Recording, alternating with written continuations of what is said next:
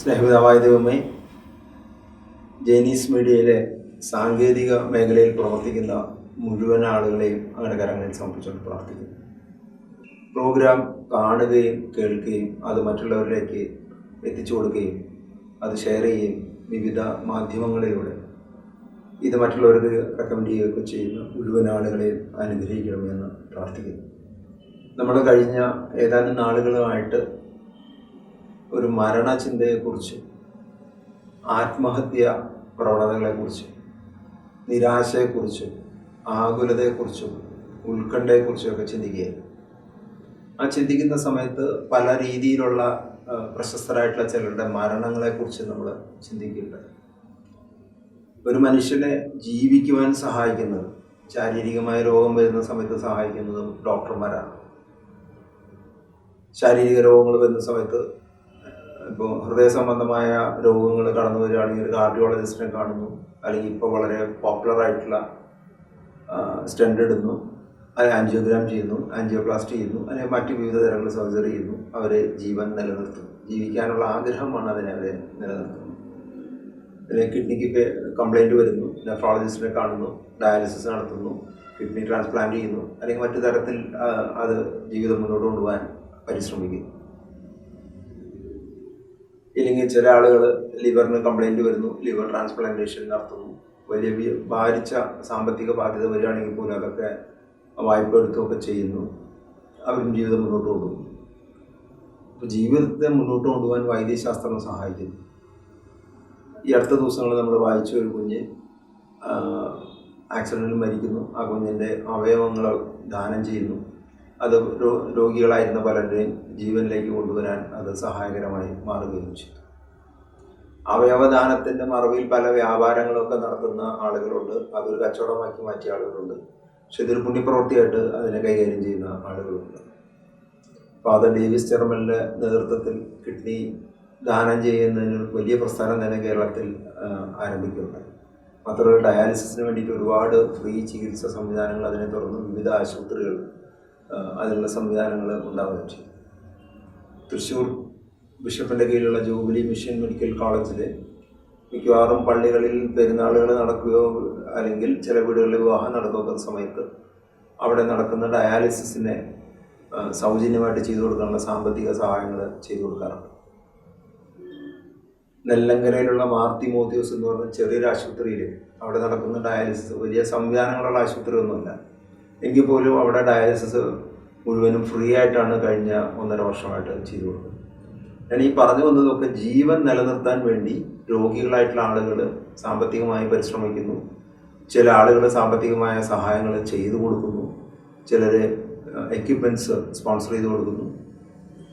ചിലർ ട്രാൻസ്പോർട്ടേഷൻ സൗകര്യം ചെയ്തു കൊടുക്കുന്നു. എൻ്റെ ഒരു സുഹൃത്ത് ചേറൂർ സ്വദേശിയായ ഒരു വിൻസെൻ്റ് ഉണ്ട്. അദ്ദേഹം ഈ ഡയാലിസിസ് രോഗികളെയൊക്കെ ആശുപത്രിയിൽ കൊണ്ടുപോകാനും തിരികെ കൊണ്ടുവരാനും വാഹനം സൗജന്യമായിട്ട് ഏർപ്പാടാക്കി കൊടുക്കുക. മാത്രമല്ല ഇങ്ങനെ കിടപ്പ് രോഗികളായിട്ട് വീട്ടിലുള്ള ആളുകൾക്ക് എല്ലാ മാസവും അവർക്ക് പലചരക്ക് സാധനങ്ങളും മരുന്ന് മേടിക്കാനൊക്കെയുള്ള പണം വീടുകളിൽ എത്തിച്ചു കൊടുത്ത് വളരെ സൈലൻ്റായിട്ട് യാതൊരുവിധ പരസ്യവും ഇല്ലാതെ പ്രവർത്തിക്കുന്ന ആൾ. ഈ രീതിയിലൊക്കെ ഉള്ള പല ആളുകളും പല സ്ഥലത്തും, ഞാൻ വ്യക്തികളായിട്ട് അറിവുള്ള 1-2 പേരുടെ പേരുകൾ സൂചിപ്പിച്ചു എന്ന് മാത്രം, പല സ്ഥലത്തും ഇത്തരം പ്രവർത്തികൾ ചെയ്യുന്നുണ്ട്. ഇതൊക്കെ ലോകത്തെ മെച്ചപ്പെട്ട ലോകമായി മാറാൻ സഹായിക്കും. ഇതിൻ്റെ ഇടയിൽ പക്ഷേ നമുക്ക് നിരാശാജനകമായ വാർത്തകളും കടന്നു വരാറുണ്ട്. എൻ്റെ തന്നെ ബന്ധുവായ 80-ലധികം വയസ്സുള്ള ഒരു അപ്പച്ചൻ, പ്രത്യേകിച്ച് ഒരു പ്രശ്നങ്ങളൊന്നും ഉള്ളതായിട്ട് നമുക്ക് അറിവില്ലായിരുന്നു. അദ്ദേഹം വളരെ നിർഭാഗ്യകരമായി 80 വയസ്സുള്ള ആൾ ആത്മഹത്യ ചെയ്തു. എന്നെ ഞെട്ടിച്ചു കളഞ്ഞൊരു സംഭവമാണ്. നമ്മളൊരിക്കലും 80 വയസ്സായ ഒരാൾ ആത്മഹത്യ ചെയ്യുന്നു പ്രതീക്ഷിക്കുന്നില്ല. ഇനി എന്തെങ്കിലും ഒരു പ്രശ്നം അവരുടെ കുടുംബത്തിൽ ഉണ്ടായതായിട്ടും നമുക്ക് അറിവില്ല. എന്തോ ഒരു നിമിഷ നേരത്ത് എന്തോ ഒരു എന്താ പറയുക, ഒരു ദുഷ്ചിന്ത മനസ്സിൽ കടന്നു വന്ന് അത് മരണത്തിലേക്ക് നയിക്കുകയും ചെയ്തു. അതുപോലെ തന്നെ മറ്റൊരു സംഭവമാണ് ഈ അടുത്ത കാലത്ത് വാർത്തകളിലൂടെ ചർച്ച ചെയ്തതാണ് എറണാകുളത്തുള്ള ഡോക്ടർ ജോർജ് പി എബ്രഹാമിൻ്റെ മരണം. ഇന്ത്യയിൽ തന്നെ ഏറ്റവും കൂടുതൽ കിഡ്നി ട്രാൻസ്പ്ലാന്റേഷൻ സർജറി നടത്തിയിട്ടുള്ള ഡോക്ടറാണ്. 40 വർഷമായിട്ട് നെഫ്രോളജിസ്റ്റായിട്ടും യൂറോളജിസ്റ്റായിട്ടും എറണാകുളം കേന്ദ്രീകരിച്ച് വിവിധ ആശുപത്രികളിൽ ശുശ്രൂഷ ചെയ്തിരുന്ന ആളാണ്. എറണാകുളത്തെ പ്രധാനപ്പെട്ട 3 ആശുപത്രികളിലും അദ്ദേഹത്തിൻ്റെ സേവനങ്ങൾ ലഭിച്ചു. ഇന്ത്യയിലെ ആദ്യത്തെ കിഡ്നി ട്രാൻസ്പ്ലാന്റേഷൻ വിജയകരമായി നടത്തിയ വ്യക്തിയാണ്. 2500-ലധികം കിഡ്നി ട്രാൻസ്പ്ലാന്റേഷൻ നടത്തിയിട്ടുള്ള ഡോക്ടറാണ്. യൂറോളജി റിലേറ്റഡ് ആയിട്ടുള്ള 15,000-ലധികം സർജറി നടത്തിയിട്ടുള്ളതാണ്. നിരവധി പുരസ്കാരങ്ങളും സമ്മാനങ്ങളും കിട്ടിയിട്ടുള്ളതാണ്. നിരവധി ഡോക്ടർമാരെ പരിശീലിപ്പിച്ച് എടുത്ത ഡോക്ടറാണ്. പക്ഷേ 77 വയസ്സായ ഈ ഡോക്ടർ നെടുമ്പാശ്ശേരിയിലുള്ള അദ്ദേഹത്തിൻ്റെ ഫാം ഹൗസിൽ ഒരു ദിവസം പോയി ഡ്രൈവറേയും കൂട്ടിയാണ് പോകുന്നത്. അദ്ദേഹം അവിടെ പോയി ആത്മഹത്യ ചെയ്യുകയും ചെയ്തു. നമുക്ക് ചിന്തിക്കാൻ പറ്റും, നിരവധി ആളുകളെ രോഗത്തിൽ നിന്ന് വിമുക്തനാക്കാൻ അദ്ദേഹത്തിന് ലഭിച്ച അറിവ്, ജ്ഞാനം, സ്കില്ല് എല്ലാം ഉപയോഗിച്ച് ചികിത്സിച്ച് നിരവധി ആളുകളെ ജീവനിലേക്ക് മടക്കിക്കൊണ്ടുവന്ന ഡോക്ടർ അദ്ദേഹം ആത്മഹത്യ ചെയ്തു.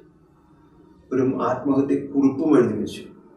ഈ മരണത്തെ തുടർന്ന് മറ്റു കുഴപ്പങ്ങളൊന്നും ഉണ്ടാവാതിരിക്കും. അതിനകത്ത് പറഞ്ഞ 2 കാര്യമാണ്.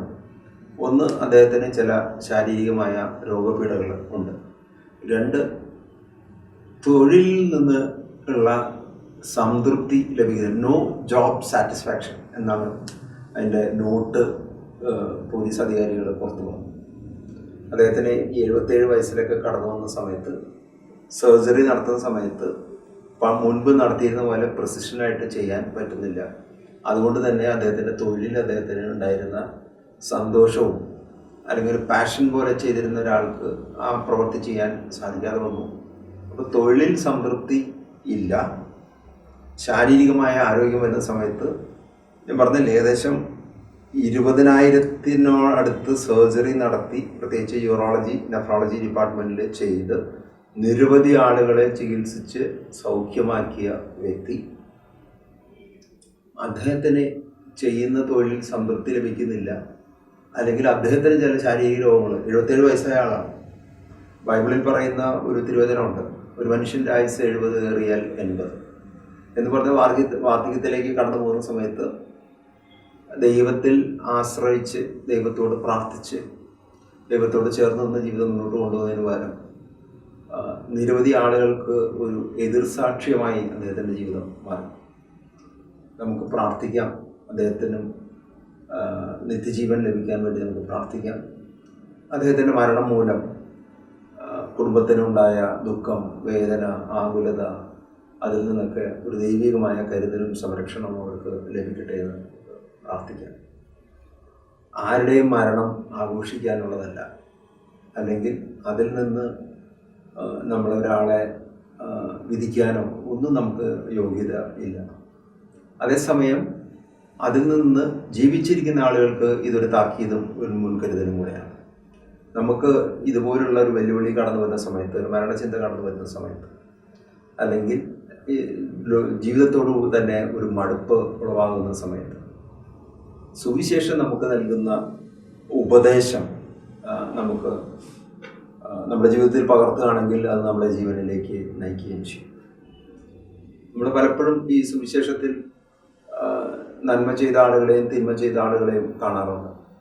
ഞാൻ പലപ്പോഴും പണ്ട് സുവിശേഷം വായുമ്പോൾ എൻ്റെ ആത്മീയ ജീവിതത്തിൻ്റെ തുടക്കകാലത്തൊക്കെ ചിന്തിക്കാറുണ്ട്, എന്തിനാണ് ഈ മോശമായ കാര്യങ്ങൾ സുവിശേഷത്തിൽ എഴുതി വെച്ചത്, നല്ല കാര്യങ്ങൾ മാത്രം എഴുതി വെച്ചാൽ പോലെ. പിന്നീടാണ് ഒരു തിരുവചനം എൻ്റെ മനസ്സിൽ കടന്നു വന്നത്, നിൻ്റെ മുൻപിൽ നന്മയുണ്ട്, തിന്മയുണ്ട്, ജീവനുണ്ട്, മരണമുണ്ട്.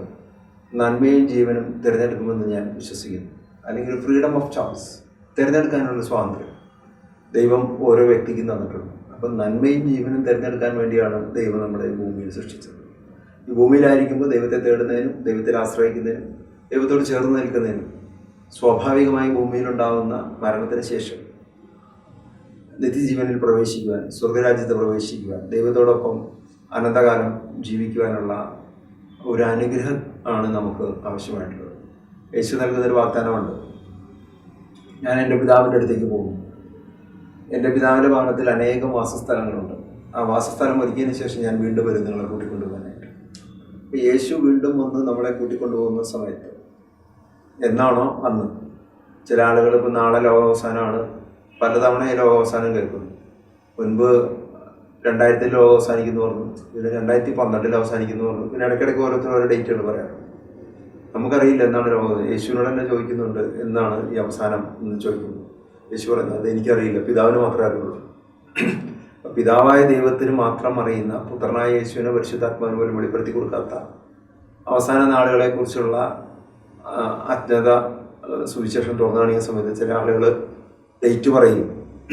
ആ ഡേറ്റിൻ്റെ അടിസ്ഥാനത്തിൽ ആളുകളെ ഭയപ്പെടുത്തുകയും ചെയ്യും. അപ്പം ഇങ്ങനെയുള്ള തെറ്റായ പ്രവണതകൾ പലപ്പോഴും ആളുകളുടെ പ്രത്യാശ നഷ്ടപ്പെടുത്താൻ ഇടയാവുകയാണ്. ഞാൻ പറഞ്ഞു വന്നത്, സുവിശേഷത്തിൽ നന്മ ചെയ്യുന്ന മാതൃകകളും തിന്മ ചെയ്യുന്ന മാതൃകകളുണ്ട്.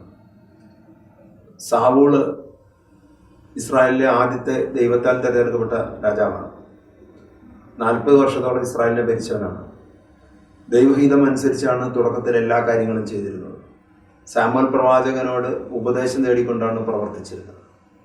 എന്നാൽ പിന്നീട് ദൈവത്തിൽ നിന്ന് അകലുകയും ദൈവം നിഷേധിച്ച പ്രവർത്തികൾ ചെയ്യുകയും ഒക്കെ ചെയ്തതിൻ്റെ അനന്തരഫലം സാവൂള് സ്വന്തം വാളിൽ വീണ് മരിച്ചു.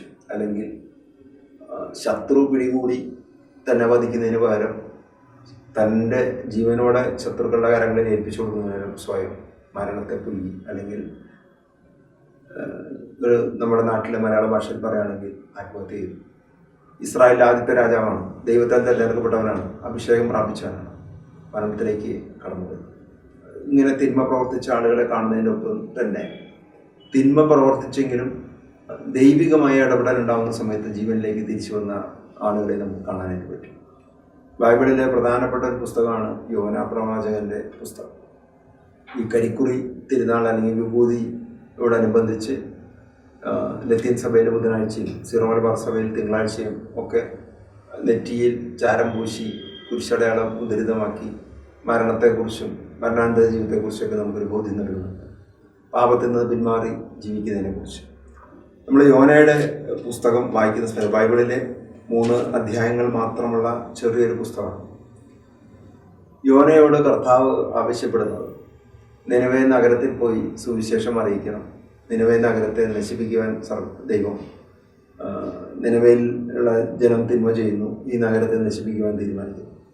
സൊദോം ഗൊമോറ പട്ടണത്തെ നശിപ്പിക്കുന്നതിന് മുൻപ് അബ്രഹാം ദൈവത്തോട് ചോദിക്കുന്നുണ്ട്, 50 നീതിമാന്മാരുണ്ടെങ്കിൽ പട്ടണത്തെ നശിപ്പിക്കാതിരിക്കുന്നു. 50 പേരെ കാണാത്തോണ്ട് ചോദിച്ചു, 40, 30, 20, അവസാനം 10 നീതിമാന്മാരുണ്ടെങ്കിൽ പട്ടണത്തെ നശിപ്പിക്കാതിരിക്കുന്നു. 10 പേരെ കണ്ടെത്തുന്നില്ല, പട്ടണത്തെ നശിപ്പിക്കുകയും ചെയ്തു. അതുകൊണ്ട് തന്നെ നിനവയിൽ ചെന്ന് സുവിശേഷം പറയാൻ ചെന്ന സമയത്ത് പ്രവാചകനാണ്, ദൈവത്തിൻ്റെ സ്വന്തം ആളാണ്, സുവിശേഷകനാണ്. എന്നാലും അവിടെ ചെന്ന് സുവിശേഷം അറിയിക്കാൻ അദ്ദേഹത്തിന് വിമുഖത. ആ വിമുഖതയുടെ കാരണം എന്താണെന്ന് വെച്ച് കഴിഞ്ഞാൽ സുവിശേഷം കേട്ട് അവർ മാനസാന്തരപ്പെട്ട് അവർ ദൈവാനുഗ്രഹമുള്ളവരെ മാറും. അങ്ങനെ മാറണ്ട, അവർ തെറ്റ് ചെയ്ത ആളുകളാണ്, ദൈവം അവരെ ശിക്ഷിക്കണം എന്നുള്ളതാണ് ദൈവത്തിൻ്റെ പ്രവാചകൻ്റെ മനസ്സിലിരുന്നത്. അതുകൊണ്ട് തന്നെ താർഷീസിലേക്ക് ഉള്ള കപ്പലിൽ കയറി യോന പോകുന്നു. നിനവയിലേക്കാണ് പോകാൻ ദൈവം നിർദ്ദേശിച്ചത്. നിനവയിലേക്ക് പ്രാർത്ഥിക്കുമ്പോൾ ദൈവിക സ്വരം കേൾക്കുകയും ദൈവിക സന്ദേശം കേൾക്കുന്ന പ്രവാചകനാണ്. നിനവയിൽ പോയി മാനസാന്തരത്തിൻ്റെ സുവിശേഷം അറിയിക്കാൻ പറഞ്ഞ സമയത്ത് നിനവയിൽ പോവാതെ നേരെ എതിർദിശയിലുള്ള താർഷീസിലേക്കുള്ള കപ്പൽ കയറുന്നു. പിന്നീട് കാറ്റും കോളും പ്രയാസങ്ങളും ഉണ്ടാകുന്നു, കപ്പലാടി ഉലയുന്നു. അവിടെ ഉണ്ടായിരുന്ന ജനം മുഴുവൻ, കപ്പലിലുള്ള ജീവനക്കാർ മുഴുവൻ പ്രാർത്ഥിക്കുന്ന സമയത്ത് കപ്പലിൽ ഒരുവൻ മാത്രം സുഖമായിട്ട് കിടന്നുറങ്ങുന്നു. കപ്പിത്താൻ വന്നിട്ട് ചോദിക്കുകയാണ്, നീ എന്താ ഉറങ്ങുന്നതെന്ന് ചോദിച്ചു. കാറ്റും കടലിലും കോളും ഒക്കെ കാണുന്നില്ല എന്ന് വെച്ച് പറഞ്ഞു. അവനവൻ്റെ കാര്യം പറഞ്ഞു, ഞാൻ എൻ്റെ ദൈവസ്വരത്തിനെതിരെ പോയതുകൊണ്ടാണ് പോയത്, അതുകൊണ്ട് നിങ്ങൾ എന്നെ എടുത്ത് കടലിലേക്ക് ഇട്ടോളാൻ പറഞ്ഞു എന്ന് പറഞ്ഞു കഴിഞ്ഞാൽ മരിച്ചാലും ഞാൻ സുവിശേഷം അറിയിക്കുന്നില്ല എന്ന വാശി. സുവിശേഷം അറിയിക്കാൻ ദൈവത്താൽ തിരഞ്ഞെടുക്കപ്പെട്ട പ്രവാചകൻ കടലിൽ കിട്ടും, ഞാൻ മരിച്ചു പോയിക്കോട്ടെ എന്നാണ് പറയുന്നത്. എന്നാലും ഞാൻ സുവിശേഷം അറിയില്ല, ജനം മാനസാന്തരപ്പെട്ടത് നിനവേ പട്ടണം നശിപ്പിക്കപ്പെടണമെന്നാണ് ആഗ്രഹം. എന്തായാലും കടലിലേക്ക് ഇട്ട സമയത്ത് ഈ യോനയുടെ സംഭവത്തിലൂടെ ചില കഥകൾ, ചില വസ്തുതകൾ ഇന്ന് ജീവിച്ചിരിക്കുകയും ഇന്ന് സുവിശേഷം വായിക്കുന്ന ആളുകളെ പഠിപ്പിക്കാൻ വേണ്ടിയാണ് ഈ സംഭവം സുവിശേഷത്തിൽ രേഖപ്പെടുത്തിയിരിക്കുന്നത്. കർത്താവായ യേശുവിനോട് ചോദിക്കുന്നുണ്ട്, ഒരു അടയാളം കാണിച്ചു തരാൻ പറഞ്ഞ സമയത്ത് പറഞ്ഞത് യോനയുടെ അടയാളം മാത്രമാണ് ഉള്ളതെന്ന് പറഞ്ഞു. കേട്ട ആളുകൾക്ക് എത്ര പേർക്ക് മനസ്സിലായെന്നറിയില്ല. എന്താണ് യോനയുടെ അടയാളം? യോനയെ കപ്പലിൽ നിന്ന് പുറത്തേക്കിടുന്നു. ഒരു വലിയ മത്സ്യം യോനയെ വിഴുങ്ങുന്നു. 3 ദിവസം യോന മത്സ്യത്തിൻ്റെ വയറ്റിലായിരുന്നു. 3-ാം ദിവസം നിനവയുടെ നഗരത്തിൻ്റെ തീരത്ത് കൊണ്ട് മത്സ്യം യോനയെ തുപ്പി പുറത്തേക്ക് എടുക്കും, അല്ലെങ്കിൽ ഛർദ്ദിക്കും. ചില ആളുകളൊക്കെ വിചാരിക്കും ഈ മത്സ്യത്തിൻ്റെ വായയിൽ മനുഷ്യൻ 3 ദിവസം ഇരിക്കുമെന്നൊക്കെ ചോദിക്കാറുണ്ട്. പക്ഷെ ഇന്ന് യൂട്യൂബിൽ അല്ലെങ്കിൽ ഇൻ്റർനെറ്റ് സെർച്ച് ചെയ്യുന്ന സമയത്ത് കാണുന്നുണ്ട്, വലിയ ഒരു നീലത്തിമീങ്കലത്തിനുള്ളിൽ ഒരു മനുഷ്യനെ വിഴുങ്ങുകയും 4-ാമത്തെ ദിവസം അതിനെ പുറത്തു കൊണ്ട് തുപ്പിയിടുകയും ചെയ്തതിൻ്റെ വീഡിയോ ഇപ്പോൾ കാണാൻ ഇടയായി. എന്ന് പറഞ്ഞു കഴിഞ്ഞാൽ ഇത് വായിക്കുന്ന സമയത്ത് ഇതൊക്കെ സംശയത്തോടുകൂടിയാണ് വായിക്കുന്നതെങ്കിൽ പോലും ഇന്ന് ഇത്തരം കാര്യങ്ങളൊക്കെ നിലനിൽക്കുന്നു എന്ന് അറിയാൻ സാധിക്കും. എന്തായാലും നിലവെ കൊണ്ട് ഇടുന്നു. ഇടുന്ന സമയത്ത് യോന 2-ാമത്തെ അധ്യായത്തിൽ യോന ഈ മരിച്ചാൽ മതി എന്നൊക്കെ ചിന്തയുണ്ടെങ്കിലും ആ മരണചിന്തയിൽ കിടക്കുമ്പോൾ പ്രാർത്ഥിക്കുകയാണ്. ഇത് കേട്ടുകൊണ്ടിരിക്കുന്ന ആളുകളോടും പറയാൻ തന്നെയാണ്, ഒരു മരണചിന്തയൊക്കെ വരികയാണെങ്കിൽ തന്നെ ദൈവത്തോട് ചേർന്ന് പ്രാർത്ഥിക്കുക, മരണചിന്ത നിങ്ങളെ വിട്ടുപോകും. 2-ാമത്തെ അധ്യായം, ആകെ 3 അധ്യായമാണ്. 2-ാമത്തെ അധ്യായത്തിൽ യോനയുടെ പ്രാർത്ഥന. എൻ്റെ കഷ്ടതയിൽ ഞാൻ കർത്താവിനെ വിളിച്ചപേക്ഷിച്ചു, അവിടുന്ന് എനിക്ക് ഉത്തരമരുളി. പാതാളത്തിൻ്റെ ഉദരത്തിൽ നിന്ന് ഞാൻ നിലവിളിച്ചു, അവിടുന്ന് എൻ്റെ നിലവിളി കേട്ടു. അവിടുന്ന് എന്നെ ആഴത്തിലേക്ക് സമുദ്രമധ്യത്തിലേക്ക് വലിച്ചെറിഞ്ഞു. പ്രവാഹം എന്നെ വളഞ്ഞു, അങ്ങയുടെ തിരമാലകൾ എൻ്റെ മുകളിലൂടെ കടന്നുപോയി. അപ്പോൾ ഞാൻ പറഞ്ഞു, അങ്ങയുടെ സന്നിധിയിൽ നിന്ന് ഞാൻ നിഷ്കാസിതനായിരിക്കുന്നു. അങ്ങയുടെ വിശുദ്ധ മന്ദിരത്തിലേക്ക് ഇനി ഞാനിങ്ങനെ നോക്കും. ആത്മഹത്യയൊക്കെ ചെയ്യുന്ന ആളുകൾ ചിന്തിക്കേണ്ട ഒരു കാര്യമാണിത്. അങ്ങയുടെ സന്നിധിയിൽ നിന്ന് ഞാൻ നിഷ്കാസിതനായിരിക്കുന്നു, അങ്ങയുടെ വിശുദ്ധ മന്ദിരത്തെ ഇനി ഞാനിങ്ങനെ നോക്കും. സമുദ്രം എന്നെ വലയം ചെയ്തിരിക്കുന്നു, ആഴി എന്നെ ചുറ്റിയിരിക്കുന്നു, പായൽ എൻ്റെ തല വിരിഞ്ഞ് മുറുക്കിയിരിക്കുന്നു. പർവ്വതങ്ങൾ വേരുപാകിയിരിക്കുന്ന സമുദ്രത്തിൻ്റെ അടിത്തട്ടിലേക്ക് ഞാൻ ഇറങ്ങിച്ചെന്നു. 7-ാമത്തെ വാക്യത്തിൽ നമ്മളിങ്ങനെ വായിക്കുകയാണ്, എൻ്റെ ജീവൻ മരവിച്ചപ്പോൾ ഞാൻ കർത്താവിനെ ഓർത്തു. ഏകദേശം മരിക്കുന്ന സമയം വന്ന സമയത്ത്, അതുവരെ കർത്താവിനെതിരെ നിന്നു, മരണസമയത്ത് കഴിഞ്ഞ സമയത്ത് ഞാൻ കർത്താവിനെ ഓർത്തു. എൻ്റെ പ്രാർത്ഥന അങ്ങയുടെ അടുക്കൽ, അങ്ങയുടെ വിശുദ്ധ മന്ദിരത്തിൽ എത്തി. വ്യർത്ഥ വിഗ്രഹങ്ങളെ പൂജിക്കുന്നവർ തങ്ങളുടെ വിശ്വസ്തത വെടിയുന്നു, എന്നാൽ ഞാൻ കൃതജ്ഞ സ്തോത്രങ്ങൾ ആലപിച്ച് അങ്ങേക്ക് ബലിയർപ്പിക്കും. മരണചിന്ത ഒരു വ്യക്തിക്ക് കടന്നു വരുന്ന സമയത്ത്, ഇനി ജീവിക്കേണ്ടതെന്ന് തോന്നുന്ന സമയത്ത്, നിരാശ അതിൻ്റെ ഏറ്റവും ക്ലൈമാക്സിൽ എത്തുന്ന സമയത്ത്, ജീവിതം മടുത്തു പോകുന്ന സമയത്ത് ദൈവത്തോട് പ്രാർത്ഥിക്കുക. ഞാൻ കൃതജ്ഞാസ്തോത്രങ്ങൾ ആലപിച്ച് അങ്ങേക്ക് ബലിയർപ്പിക്കും, ഞാൻ എൻ്റെ നേർച്ചകൾ നിറവേറ്റും, കർത്താവിൽ നിന്നാണ് രക്ഷ. ഏതൊരു വ്യക്തിക്കും രക്ഷയുടെ അനുഭവം ഉണ്ടാകുന്നത് യേശുവിൽ നിന്നാണ്, പിതാവായ ദൈവത്തിൽ നിന്നാണ്, പരിശുദ്ധാത്മാവിലൂടെയാണ്, ത്രിയേക ദൈവത്തിലൂടെയാണ്. കർത്താവ് മത്സ്യത്തോട് കൽപ്പിച്ചു, അത് യോനയെ കരയിൽ ഛർദ്ദിച്ചിട്ടു എന്ന് പറഞ്ഞു കഴിഞ്ഞാൽ, ദൈവഹിതത്തിനെതിരായി പ്രവർത്തിക്കുന്ന പ്രവാചകൻ, അല്ലെ ആത്മീയ മേഖലയിൽ പ്രവർത്തിക്കുന്ന വ്യക്തി, ദൈവം പറഞ്ഞ നിർദ്ദേശങ്ങൾ കേൾക്കുന്നു, ദൈവസ്വരം കേൾക്കുന്നു, ആ ദൈവസ്വരം കേട്ടിട്ടും ദൈവസ്വരം അനുസരിച്ച് പ്രവർത്തിക്കാത്ത വ്യക്തി കടലിൽ എടുത്തെറിയപ്പെടുന്നു. എന്നിട്ടും മാനസാന്തരാനുഭവത്തിലേക്ക് വരുന്നില്ല, പ്രാർത്ഥിക്കുന്നില്ല. എല്ലാവരും പ്രാർത്ഥിക്കുമ്പോൾ കിടന്നുറങ്ങുന്നു. പക്ഷെ കടലിൽ കിടന്ന് മരണമെടുത്തു വന്ന സമയത്ത്, മരണസ്വരം കാതുകളിൽ കേട്ട സമയത്ത് ദൈവത്തെ ഓർക്കുന്നു, ദൈവത്തോട് പ്രാർത്ഥിക്കുന്നു. ദൈവത്തിൻ്റെതായ മാർഗങ്ങൾ ഉപയോഗിച്ച് യോനയെ നിനവെ പട്ടണത്തിൻ്റെ സമീപം എത്തുന്നു. അവിടെ വന്ന് മനസ്സോടെ സുവിശേഷം അറിയിക്കുന്നു. ആ സുവിശേഷം കേട്ട ജനം ചെയ്ത കാര്യം പറയുന്നത് 3-ാമത്തെ അധ്യായത്തിൽ 5-ാമത്തെ തിരുവാക്യം നമ്മളിങ്ങനെ വായിക്കും. നിനവയിലെ ജനങ്ങൾ ദൈവത്തിൽ വിശ്വസിച്ചു, അവർ ഒരു ഉപവാസം പ്രഖ്യാപിച്ചു.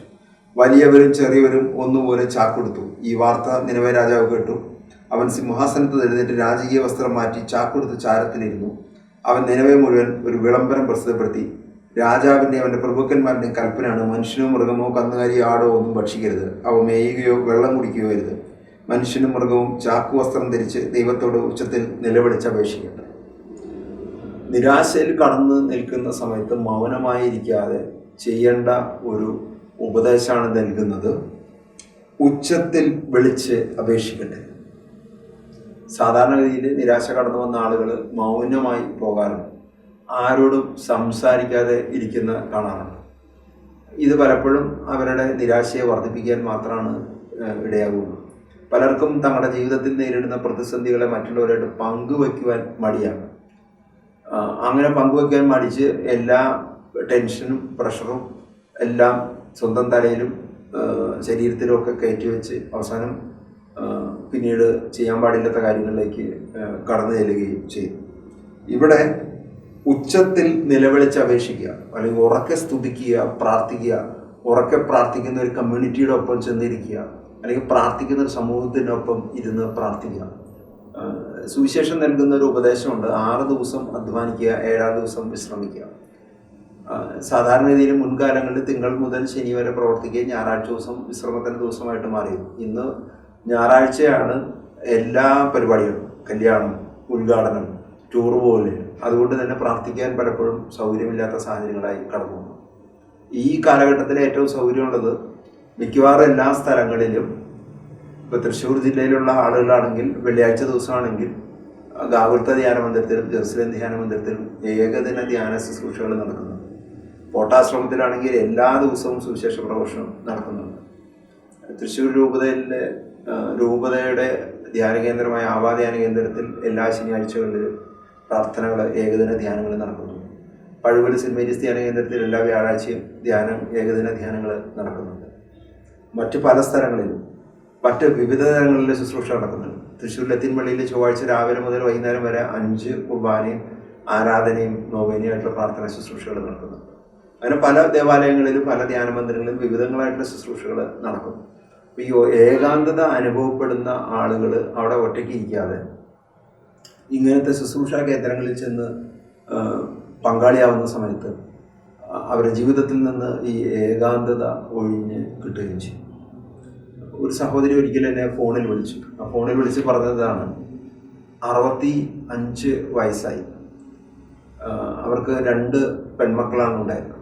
ആ 2 പെൺമക്കളെയും വിവാഹം കഴിഞ്ഞ് അവർ ഭർത്താക്കന്മാരോടൊപ്പം വിദേശ രാജ്യങ്ങളിലാണ്. അപ്പോൾ ഈ സഹോദരി ഒരു ബാങ്കിൽ നിന്ന് റിട്ടയർ ചെയ്തതാണ്. തൃശ്ശൂരിലെ ഒരു ബാങ്കിൽ നിന്ന് റിട്ടയർ ചെയ്തതാണ്. ഉയർന്ന പോസ്റ്റിൽ നിന്ന് മാനേജറായിട്ട് റിട്ടയർ ചെയ്ത ആളാണ്. ഒന്ന് ഇവർ എന്നെ ഫോൺ വിളിച്ചിട്ട് പറഞ്ഞു, ബ്രദറിനോടൊരു കാര്യം പറയാനുണ്ട്. എന്താണെന്ന് ചോദിച്ചു. ഞാൻ മടുത്തുപോയി. അപ്പോൾ മടുത്തുപോയതിന് എന്താണ്, സഹോദരി ഒരു ബാങ്കിലെ മാനേജറൊക്കെ ആയിരുന്ന ആളാണോ, ഉന്നത വിദ്യാഭ്യാസം, നിങ്ങൾ എന്താണ് ഇതിനൊരു പരിഹാരം കണ്ടെന്ന് ചോദിച്ചു. അപ്പോൾ പറഞ്ഞു, ഞാനൊരു കല്യാണം കഴിക്കാൻ പോകുന്നു. അതിന് 65 വയസ്സായിട്ടുള്ള ഈ വാർദ്ധക്യത്തിലെത്തി നിൽക്കുന്ന ഈ സഹോദരിയെ വിവാഹം കഴിക്കാൻ താല്പര്യമുള്ള ആരെങ്കിലും ഉണ്ടെങ്കിൽ റെക്കമെൻഡ് ചെയ്യാൻ വേണ്ടിയാണ് എന്നെ വിളിച്ചത്. അപ്പം ഞാൻ പറഞ്ഞു, നിങ്ങളുടെ മക്കളോടായിട്ടൊന്ന് ആലോചിക്കാൻ പറഞ്ഞു. അപ്പോൾ മക്കളോട് ഈ കാര്യം പറഞ്ഞു. അവർ പറഞ്ഞതെന്ന് വെച്ചാൽ ഇതൊന്നും വേണ്ട, എന്നെ ഒരു മനഃശാസ്ത്രജ്ഞനെ കാണിച്ചു. അപ്പോൾ മനഃശാസ്ത്രജ്ഞൻ എന്താണ് പറഞ്ഞതെന്ന് ചോദിച്ചു. മനഃശാസ്ത്രജ്ഞൻ പറഞ്ഞു, ഒന്നെങ്കിൽ വീട്ടിൽ കുറച്ച് പെറ്റ്സിനെ വളർത്തുക. അപ്പോൾ ഒരു പൂച്ചയെ മേടിച്ചു, ഒരു പേർഷ്യൻ കാറ്റിനെ മേടിച്ചു, പിന്നെ ഒരു ഷിറ്റ്സു എന്തോ പറഞ്ഞിട്ട് ഉള്ളൊരു വില കൂടിയ വീടിൻ്റെ ഉള്ളിൽ വളർത്തുന്ന ഒരു നായ്ക്കുട്ടിയെ മേടിച്ചു, കുറച്ച് കിളികളെ മേടിച്ചു, കുറച്ച് മീനുകളെ മേടിച്ചു. ഇതൊക്കെ ഓരോ മനഃശാസ്ത്രജ്ഞനെ പോയി കാണുകയാണ്. ആ മനഃശാസ്ത്രജ്ഞന് ഓരോ ഉപദേശം കൊടുക്കും. ആ ഉപദേശം കൊടുക്കുന്നതനുസരിച്ച് ഇത് മേടിച്ചു. അപ്പോൾ ഇവരിങ്ങനെ ഒറ്റയ്ക്ക് ഇരിക്കുമ്പോഴാണ് ഇവർക്ക് ഒരു ശൂന്യതാബോധവും നിരാശയും പ്രശ്നങ്ങളും ഒക്കെ ഉണ്ടാകുന്നത്. അപ്പോൾ ഇവർക്കൊരു കൂട്ട് വേണം, അതാണ് ഇവരുടെ പ്രധാന വിഷയം. അപ്പോൾ കൂട്ട് ഒരാളെ വിവാഹം കഴിക്കുക എന്നുള്ളതാണ് ഇവർ കണ്ട ഇവരുടെ സുഹൃത്തുക്കളും സ്നേഹിതരൊക്കെ നൽകിയ ഉപദേശം. വയസ്സ് 65-66. അപ്പം മക്കളുടെ ശക്തമായ എതിർപ്പും പലവിധ കാരണങ്ങളാൽ ഉള്ള എതിർപ്പ് കാരണം അങ്ങനെ പിന്നെ അവരുടെ രീതിയിൽ ആലോചനയൊക്കെ നടത്തി അതിനനുയോജ്യമായ പങ്കാളികളെ കണ്ടെത്താൻ സാധിച്ചില്ല. ആ സമയത്താണ് എന്നെ വിളിച്ചിട്ട് ചോദിച്ചു, എൻ്റെ ഏകാന്തത ഈ പട്ടിയും പൂച്ചയും കിളിയും മീനും തത്തയോ ഒന്നും നടക്കുന്നില്ല. മാത്രമല്ല എനിക്ക് യഥാർത്ഥത്തിൽ ഈ മൃഗങ്ങളൊന്നും എനിക്കിഷ്ടമല്ല. മനഃശാസ്ത്രജ്ഞൻ്റെ നിർബന്ധം മൂലമാണ് ഈ പ്രവൃത്തിയിൽ വന്ന് പെട്ടത്. ഇപ്പോൾ എന്ത് സംഭവിക്കുന്നു എന്ന് വെച്ച് കഴിഞ്ഞാൽ ഇതിനെ നോക്കാൻ വേണ്ടി ഒരു സ്റ്റാഫിനെ വെച്ചിരിക്കുകയാണ്. ഇപ്പോൾ അതൊരു ബാധ്യതയായി മാറുകയാണ്. ഇതിൽ നിന്ന് ഞാൻ എങ്ങനെ പുറത്ത് കടക്കും എന്നാണ് ചോദിച്ചത്. ആ ചോദിച്ച സമയത്ത് ഞാൻ അവരോട് പറഞ്ഞു, ഏറ്റവും നല്ല ഒരു കാര്യം ഞാൻ പറഞ്ഞുതരാം. നിങ്ങൾക്ക് ആത്മീയ കാര്യങ്ങളിൽ താല്പര്യമുണ്ടെങ്കിൽ പള്ളിയിലെ പ്രാർത്ഥനാ ഗ്രൂപ്പിൽ പ്രാർത്ഥന നടക്കുന്ന ദിവസം ചെന്ന് അവിടെ പങ്കാളികളാവുക. ഏതെങ്കിലും ആഴ്ചയിലൊരു ദിവസം എവിടെയെങ്കിലും പോയി ഏകദിന ധ്യാന ശുശ്രൂഷകൾ നടക്കുന്ന സ്ഥലത്ത് പോയി പങ്കെടുക്കുക. ആ ഏകദിന ധ്യാനത്തിൽ പങ്കെടുത്ത് അവിടെ ആ കമ്മ്യൂണിറ്റിയുടെ ഒപ്പം പ്രവർത്തിക്കുക. ഏതെങ്കിലും ധ്യാന കേന്ദ്രത്തിൽ വോളണ്ടിയറായിട്ട് പ്രവർത്തിക്കുക. ഇത് കഴിഞ്ഞിട്ട് നിങ്ങൾക്ക് ബാക്കി വരുന്ന സമയങ്ങളുണ്ടെങ്കിൽ കേരളത്തിൽ 140ഓളം ധ്യാന കേന്ദ്രങ്ങളുണ്ട്. ആ 140ഓളം ധ്യാന കേന്ദ്രങ്ങളിൽ മാറി മാറി മാറി പോയി നിങ്ങളുടെ സൗകര്യമനുസരിച്ച് സമയമനുസരിച്ച് പോയി, വലിയ സമ്പന്ന കുടുംബമാണ്, കാശിനൊന്നും ഒരു പ്രയാസമുള്ള ആൾക്കാരല്ല, പോയി ധ്യാനം കൊള്ളുക. അങ്ങനെ നിങ്ങൾ ഫുൾ ടൈം ആത്മീയ കാര്യങ്ങളിൽ ഇഴുകിച്ചേരാൻ പറഞ്ഞു. ആ ഉപദേശം അവർ കേട്ടു. അവർ വിവിധ ധ്യാന കേന്ദ്രങ്ങളിൽ പോയി ധ്യാനം കൂടുകയും പ്രാർത്ഥിക്കുകയും പിന്നീട് അവസാനം തൃശ്ശൂർ DBCLCയിൽ നടത്തുന്ന വിവിധ ബൈബിൾ കോഴ്സുകളിൽ ഒക്കെ ചേരുകയും ഇപ്പോൾ ക്രിസ്തുവിനെ കൂടെ കൂട്ടി അവർ ജീവിതത്തിലേക്ക് സന്തോഷത്തോടെ തിരിച്ചു വരികയും ചെയ്യും. യോന ഈ സുവിശേഷം അറിയിക്കാൻ പോയ സമയത്ത് ഉണ്ടായ ഒരു സംഭവം പറയുന്നത്, തലയിൽ സൂര്യന് ചൂടേറ്റ് യോന തളർന്നു, മരിക്കാൻ ആഗ്രഹിച്ചിട്ടുണ്ടോ പറഞ്ഞു, ജീവിക്കുന്നതിനേക്കാൾ മരിക്കുന്നതാണ് എനിക്ക് നല്ലത്. പ്രവാചകനാണ്, സുവിശേഷകനാണ്, പക്ഷെ പറയുന്ന കാര്യം ഇതാണ്, തലയിൽ സൂര്യൻ്റെ ചൂടേറ്റ് യോന തളർന്നു, വെയിലടിച്ച് തളർന്നപ്പോൾ പറഞ്ഞ കാര്യം മരിക്കാൻ ആഗ്രഹിച്ചുകൊണ്ട് അവൻ പറഞ്ഞു, ജീവിക്കുന്നതിനേക്കാൾ മരിക്കുന്നതാണ് എനിക്ക് നല്ലത്. ജീവിതത്തിൽ ചെറിയൊരു പ്രതിസന്ധി വരുമ്പോഴേക്കും ജീവിക്കേണ്ട, മരിച്ചാൽ മതി എന്നാണ് പറയുന്നത്. എന്നാൽ ദൈവം അവനോട് സംസാരിച്ചു, ഈ ചെടി ഒരു രാത്രി കൊണ്ട് വളരുകയും അടുത്ത രാത്രി നശിക്കുകയും ചെയ്തു. നീ അതിൻ്റെ വളർച്ചയ്ക്ക് വേണ്ടി അധ്വാനിച്ചിട്ട് എന്നിട്ട് നിനക്ക് അതിനോട് അനുകമ്പ തോന്നും എങ്കിൽ ഇടംബലം തിരിച്ചറിയാൻ കഴിവില്ലാത്ത 1,10,000-ൽ പരം ആളുകളും അസംഖ്യ മൃഗങ്ങളും അസംഖ്യ മഹാനന്ദനവയോട് ഞാൻ അനുകമ്പ തോന്നരുത് എന്ന് പറഞ്ഞു കഴിഞ്ഞാൽ ദൈവത്തോട് പ്രാർത്ഥിക്കുന്ന ആളുകളോട് ദൈവം അനുകമ്പ കാണിക്കുന്നു. നിങ്ങളുടെ ഏകാന്തതയിൽ ദൈവത്തിൻ്റെ പരിശുദ്ധാത്മാവ്, സഹായകനായ പരിശുദ്ധാത്മാവ് നിങ്ങളുടെ ജീവിതത്തിലേക്ക് കടന്നു വരുന്നു. നിങ്ങളുടെ ഏകാന്തതയിൽ യേശുവിനെ കൂട്ടുകൂടുക. നിങ്ങളുടെ ഏകാന്തതയിൽ നിന്ന്, ദുഃഖത്തിൽ നിന്നും വേദനയിൽ നിന്നും പുറത്തു വരുവാൻ യേശുവിൻ്റെ മഹാകരുണയും കൃപയും നിങ്ങളെ സഹായിക്കട്ടെ. ദൈവം എല്ലാവരെയും സന്തോഷകരമായ ജീവിതം നയിക്കുവാൻ അനുഗ്രഹിക്കട്ടെ, ആശീർവദിക്കട്ടെ എന്ന് പ്രാർത്ഥിക്കുന്നു. ആമീൻ.